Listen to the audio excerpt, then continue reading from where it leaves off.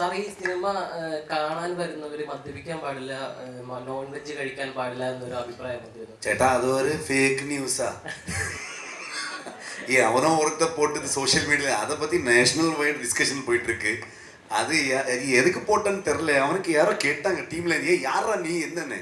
அவன் ஒரு தனியாக காந்தார பருவன்னு ஒரு பேஜ் போட்டு அதில் ஒரு டிசைனு என்ன காந்தார டிசைனை போட்டு வச்சுருக்கேன் வந்து. அதில் இப்படி எப்படின்னு சொல்லிட்டு இருக்கான் வந்து. அது எங்களுக்கு சம்மந்தமே இல்லை. இது நாங்கள் அதுக்கப்புறம் யார் இவன் என்ன பண்ணுறேன்னு அது வச்சுக்கிட்டு நிறைய பேர் மீட்டர் விட்டுட்டு இருக்காங்க எங்கள் சோஷியல் மீடியாவில்.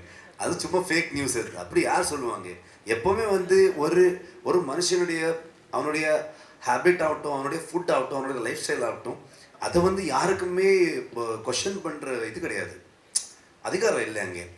Everybody has their own choices. நாங்கள் யார் அதை கொஷன் பண்ணுறது? நீங்கள் இப்படி பண்ணதான் அப்படின்னு யார்?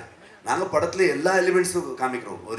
ஒரு கடவுளை பற்றி எப்படி இருக்கோ அதுவும் நம்ம காமிக்கிறோம். ஒரு ட்ரைபல் ஒரு நேச்சர் ஒர்ஷிப்பிங் அது வந்து காமிக்கிறோம்.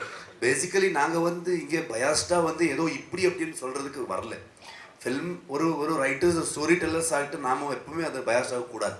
நாங்கள் என்ன இருக்குது அது காமிக்கணும். ஸோ அந்த பர்ஸ்பெக்டிவ் உங்களை தான், நீங்கள் தான் சொல்லணும். அதில் என்ன நல்லது என்ன கெட்டது அது நீங்கள் சொல்லணும். ஸோ நான் எப்பவுமே அது வந்து இப்படி இருந்தால் அப்படின்னு நான் எப்பவுமே அது வந்து ஒத்திக்க மாட்டேன். அது ஒரு ஃபேக் நியூஸ்.